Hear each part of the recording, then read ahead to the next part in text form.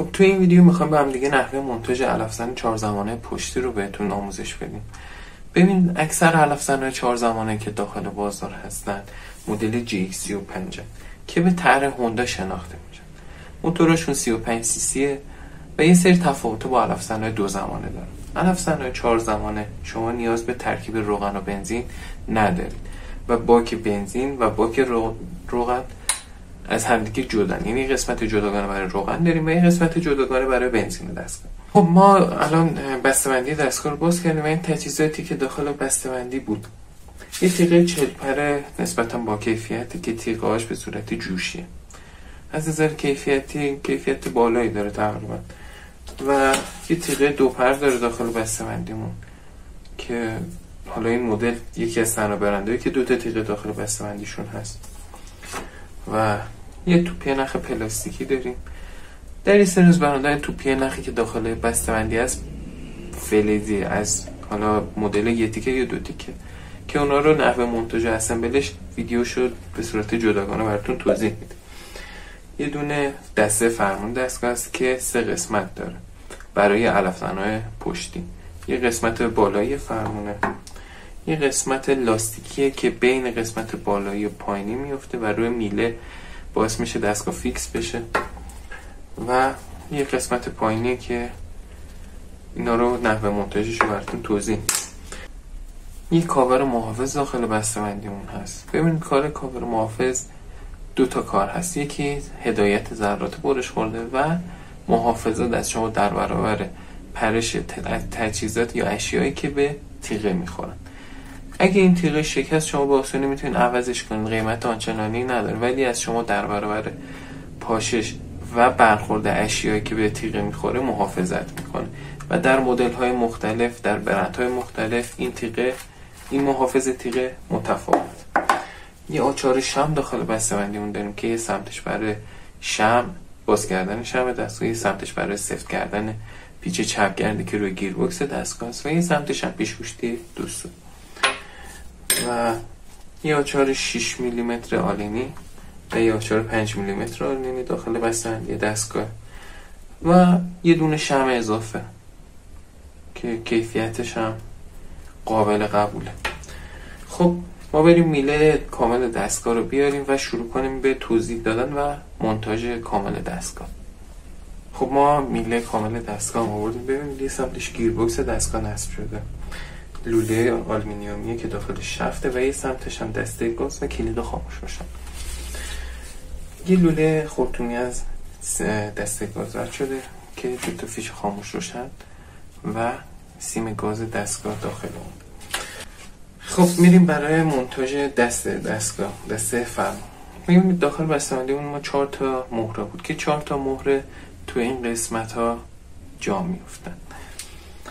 قبل از بستن دسته فرمون این قسمت لاستیکی رو روی میله دستگاه میذاریم و بعد این قسمت زیری رو میذاریم و قسمت بالایی رو از زیر اون رد میکنیم. این کار رو میکنیم که مهره هایی که جا گذاشتیم روی جا زدیم اینجا نیفته. بعد با استفاده از این 4 تا پیچی که داخل بسته‌بندی بود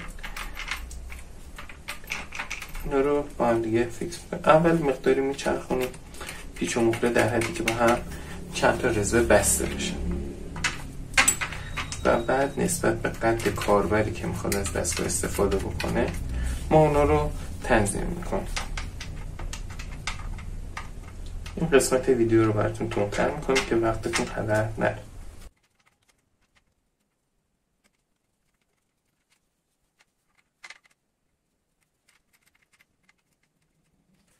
خب بعد از اینکه این 4 تا پیچ و مهر رو به هم دیگه بستیم میله دستگاه رو فرمون دستگاه رو برمیگردونیم. نسبت به قد هر کسی که از دستگاه استفاده میکنه این دسته میتونه جابجا شه. شما میتونید رو قسمت عقب یا جلو ببرید یا تنظیمش کنید به هر جایی که دوست دارید و بعد اون 4 تا پیچ رو صفر میکنید. خب ما الان اینو نسبت به قد خودم میخوام تنظیم کنم این شکله. برای اینکه این دسته فرمونمون کج یا راست نشه نسبت به قسمت بالایی دسته و گیربکس میتونیم تنظیمش کنیم. 4 تا پیچ 4 سو داره که در یه سری از برندها این 4 تا پیچ 4 سو پیچ آلن خب ما اینو الان نسبت به قدمون تنظیم کردیم و این 4 تا پیچو میدیم. این قسمت ویدیو رو دوباره تندتر میکنم که وقتتون گرفته نشه.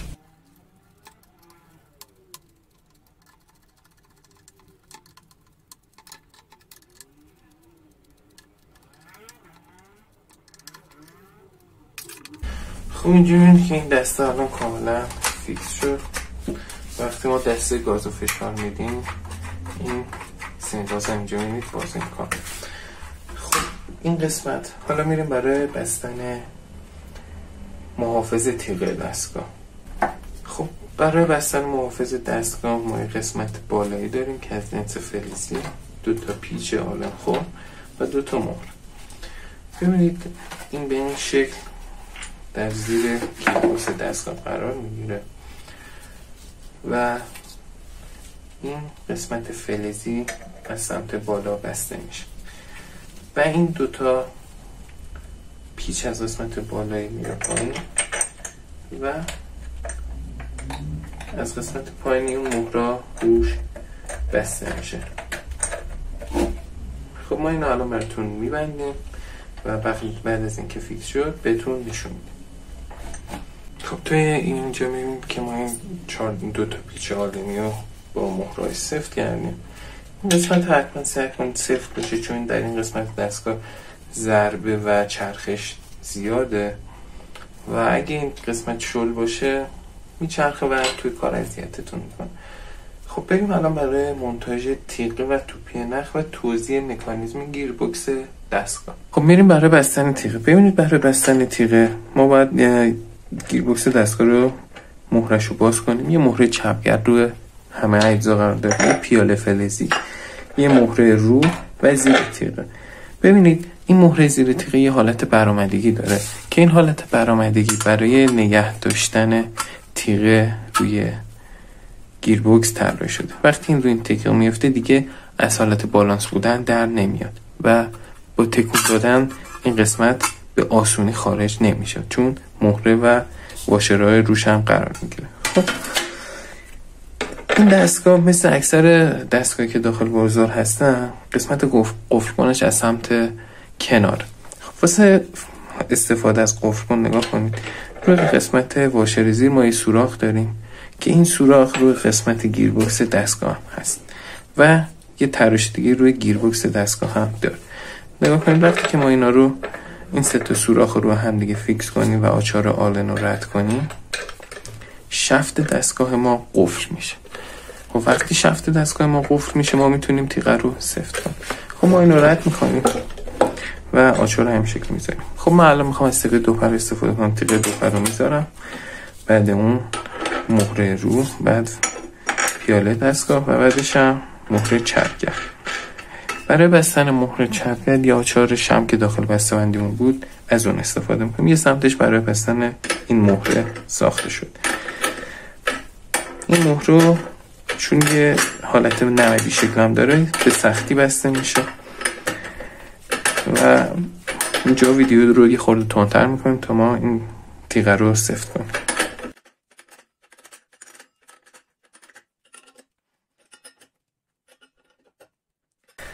خب الان میبینید مهره ما به صورت کامل سفت شد و تیغمون فیکس شد. بعد از اینکه تیغمون فیکس شد این آچار آلن از قفل کن دستگاه در میاد. خب واسه تعویض تیغه یا باز کردن تیغه هم به همون نحو دوباره این سوراخ که روی گیربکس هست با سوراخ مهره زیر تنظیم میکنیم و آچار رو میندازیم به قسمت مهره دستگاه و به صورت چپگرد هست بازش میکنیم.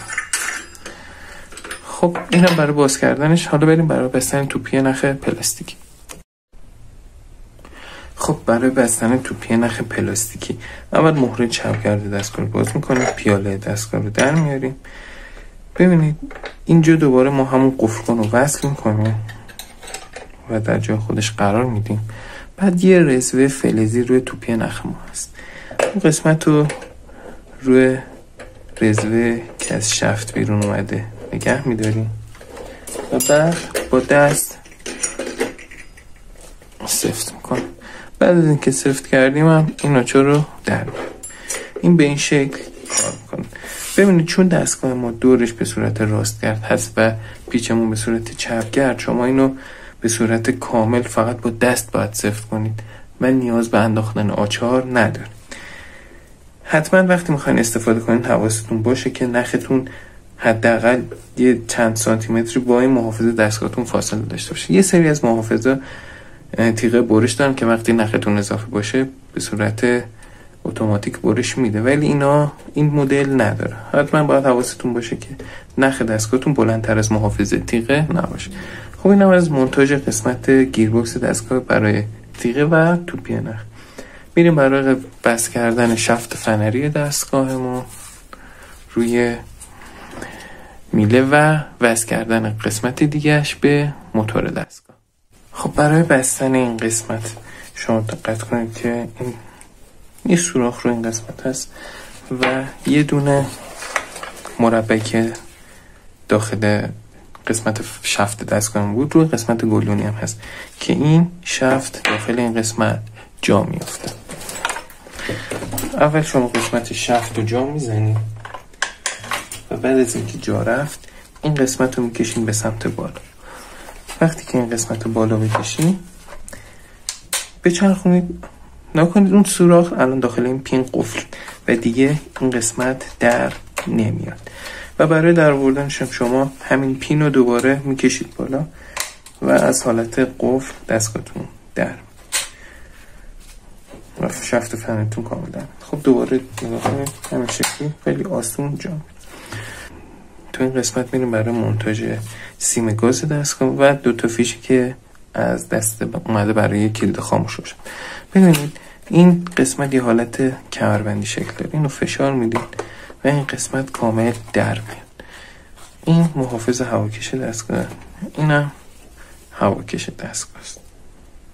خب این 2 تا فیش که کاری نداره به حالت نرمادگی تو هم دیگه جا میره، قرمز به قرمز وصل میشه و مشکی هم به مشکی. خب برای بستن سیم گاز روی دستگاه یه سری یه قلق خیلی خاصی داره. شما نکنید این قسمت گاز دستگاه رو که مثل یه پیچ دوسو هست و نکنید این قسمت که بازی میکنه و دستگاه ما رو کار میکنه. شما این قسمت رو میتونید با پیش گوشتی بگیرید، میتونید با دست هم بگیرید. این قسمت رو به عقب میکشین،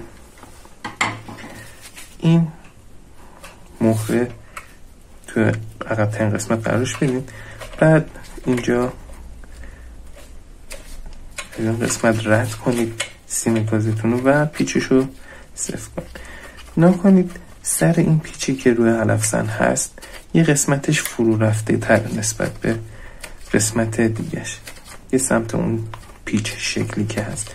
شما اون قسمتی که فرو رفته هست و تو پشت میذارین و سیم گاز تو اون قسمت جا میفته و بعد دستگاه رو ول میکن.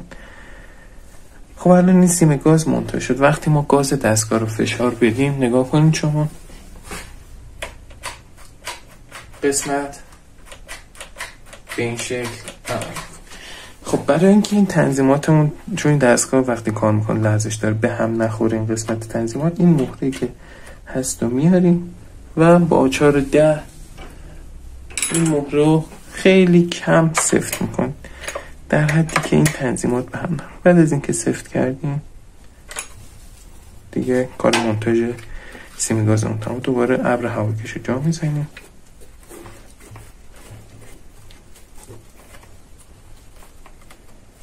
و بعدم نکنیم این قسمت یه حالت لولا شکل داره که زیر دستگاه هست. از اون قسمت رد میکنیم و تمام. خب در اینجا دستگاه ما به صورت کامل مونتاژ شده و آماده استفاده. ما توی ویدیو جداگانه براتون نحوه تست دستگاه و راه اندازی هم توضیح دادیم. ما با دستگاه روشن کردیم و با دستگاه کار کردیم و نگهداری در طولانی مدت هم براتون توضیح دادیم. کانال آپارات ما رو دنبال کنید، در اونجا ویدیو آموزشی و نگهداری دستگاه ها رو به صورت مرتب آپلود میکنیم. کانال تلگرام و ایتا ما هم هست. انواع محصولاتی که ما داریم داخل فروشگاه و داخل مجموعمون شما میتونید ببینید. هر سوالی داشتین داخل کانال تلگرام ما میتونید بپرسین توی قسمت کامنت ها. شماره تماس ما هست، میتونید اونجا سوالاتتون رو بپرسین. امیدوارم ویدیو به کارتون اومده باشه و بتونین از دستگاه به درستی استفاده بکنید.